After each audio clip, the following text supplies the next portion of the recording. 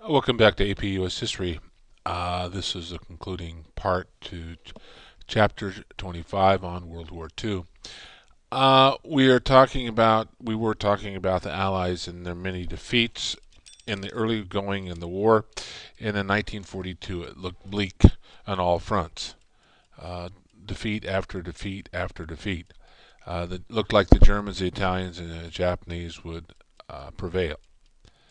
But the Allies are going to hang tough. And we are eventually going to turn the war around, uh, mainly because the Americans, once they get mobilized, they can just simply outlast all their opponents. They can produce 10 times more than their enemies, and they just essentially wear out the Japanese, the Italians, and the Germans. Eventually, a road is cut from India to China, so they can haul war materials to China to fight the Japanese. These are the German troops we looked at invading Warsaw, the defeat of France in 1940. Uh, we talked about some turning points in the war, the Battle of Stalingrad being one of those. The Germans were stopped at Al Alamein in Egypt. And the American forces in the Pacific will defeat the Japanese fleet at Midway in 1942. And then we will systematically push the Japanese back. The secret word for this video is the atomic bomb. So those two words, atomic bomb, which will be dropped on Hiroshima and Nagasaki. Germany will be defeated and surrender in 1945. Uh, the Germans will be crushed from the Eastern Front by the Russians and uh, a combined force of Canadians, Americans, and British and French on the Western Front. The Japanese will surrender after two bombs are dropped on their country. The emperor will capitulate. This shows some of the casualties at the Battle of Stalingrad. This shows Monte fighting Rommel, the Desert Fox. So Montgomery is going to turn back Rommel in North Africa. On June 6, 1944, this is D-Day, we will invade uh, France and establish a foothold there and push the Germans back to uh, Berlin. This shows the landing. Thousands of troops were killed initially. Eventually, we will establish a toehold and then press inward to the interior of France. In August 25th, 1944, a few months later, we are at the gates of Paris, and the U.S. troops marching down the boulevard in Paris in 1944. VE Day is Victory in Europe, and Keitel, who is the general of the German army, will sign the surrender because Hitler has been killed. He is the one in charge of the German government. This shows the island hopping campaign that the Americans will engage in. First at Guadalcanal, the Coral Seas.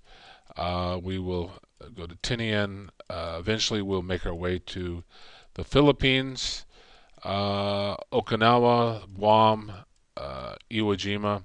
All of these islands will be taken. Once we take Okinawa, we will launch planes to bomb the cities of Japan. Uh, Make no mistake, there is no quarter given to the Japanese. We bomb everything. Fire bombs probably killed more people in Tokyo than the atomic bombs being dropped on Hiroshima and Nagasaki.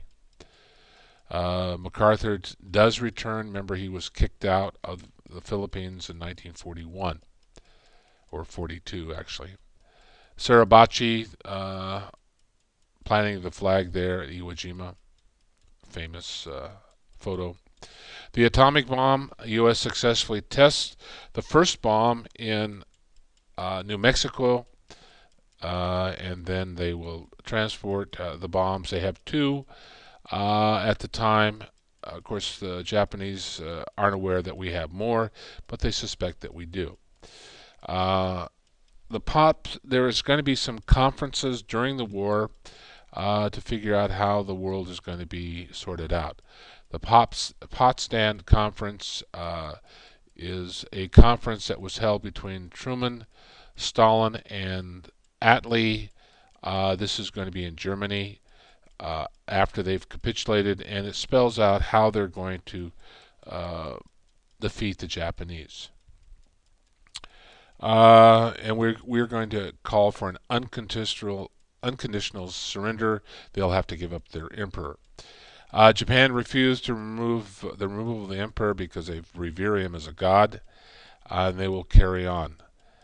And eventually, Truman will order the dropping of the bombs to save American lives. At the Potsdam Conference, President Truman is informed that they have the bomb and they'll be able to use it. Joseph Stalin suspected that we had the bomb. The British are also developing. We'll give the secrets to them because they're our close ally. The Russians, the Soviet Union, will be suspicious of us. The United States has the A bomb, and we're going to the atomic bomb. Allies agree that Germany should be divided into 4 occupational zones, as well as Berlin. Poland moved around to suit the Soviets. They will fall under their domination after World War II. The beginning of the nuclear age. This shows Tinian Island, 1945. This shows the 2 bombs that were dropped on Hiroshima and Nagasaki. Enola Gay is the plane, the B-59 or the B-29 bomber that hauls the bomb to Hiroshima and drops it. There will be 2 other bombers that fly close formation to record what happens after the bombing. No one for sure knew what was going to happen, but great devastation will befall the Japanese. Tibbets was the man in charge, Colonel Tibbets, for dropping the first A-bomb. This shows Hiroshima, August 6, 1945. This is in Hiroshima today. They have a memorial service every year to commemorate the dropping of the bomb. If you go to Hiroshima, there is a peace museum that shows the devastation of the bomb.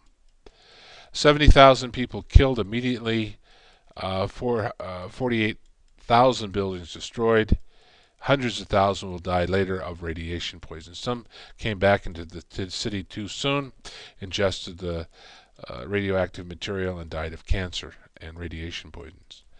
About a week later, Nagasaki is bombed, and immediately the Japanese will sue for surrender. This wasn't quite as devastating as the Hiroshima bomb, 40,000 killed, but others will die because of the radiation poisoning. It's interesting to note if you go to both those cities, there's no sign of the devastation that occurred some 70 years before. Truman decided to use the bomb mainly because of the casualties that we took on Okinawa, and it's estimated that there will be hundreds of thousands of American casualties when we invade the mainland. The Japanese were prepared to die to the last woman, man, and child. The bomb convinces them that they need to surrender. The war is over. Everyone's happy that the conflicts have come to an end. Some of the decisions that Truman made are second guessed later, saying that wasn't necessary to drop the bomb, but others believe that it saved American lives. And essentially saved Japanese lives, because if the war had carried on, there would have been certainly more devastation of the cities, and hundreds and maybe perhaps millions of Japanese would have been killed. Celebrations in various cities in the United States. VJ Day, September 2nd, 1945. The Japanese delegation uh, signs a peace treaty, um, and the war is over. Uh, the atomic bomb continued. Well, bloody battles of Iwo Jima and Okinawa convinced a lot of Americans that it was going to be a costly invasion when they did invade Japan. Some critics say that Japan could have been broken with a blockade and conventional bombings, perhaps. Uh, After the war, the U.S. did let the emperor stay on the throne. Some say that Truman misled the public about the bombing in the press and the movies later, but he made the decision, and the war does come to an end.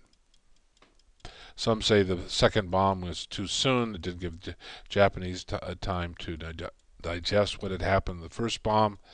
But it certainly, immediately after the second bomb was dropped, Japan surrendered. Again, some of these conferences, the Casablanca Conference in 1943, FDR and Churchill declared an unconditional surrender. They won't negotiate until the Japanese, the Italians, and Germans have laid down their arms. No terms. Agree that Italy would be invaded first at the Casablanca Conference. The Declaration of Cairo in 1943.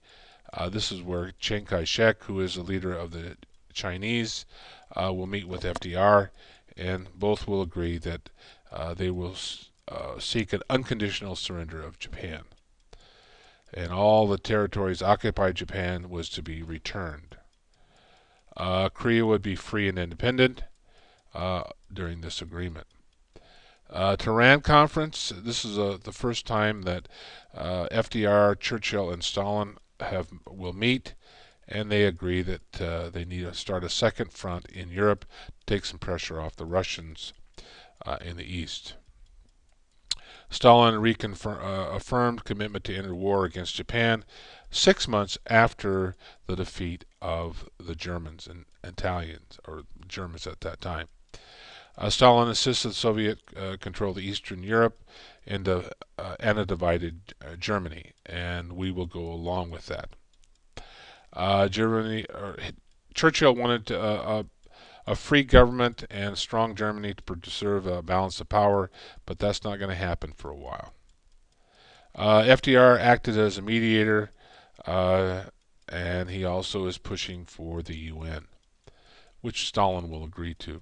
The Yalta Conference, 1945, Big Three again discuss what the post-war Europe will look like, and this is where, again, Stalin will agree to enter the Pacific within 3 months after Germany's surrender.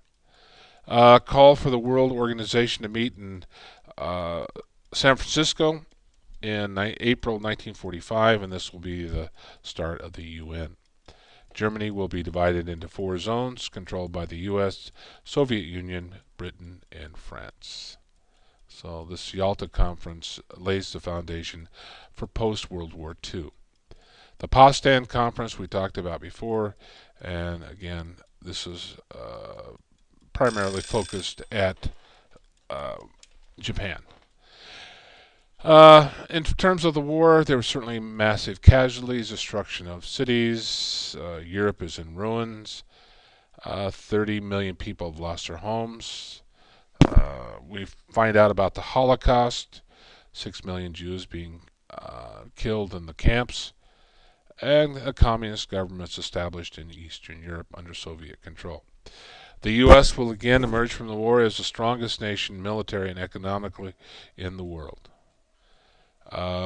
Certainly there's a rise of nationalism.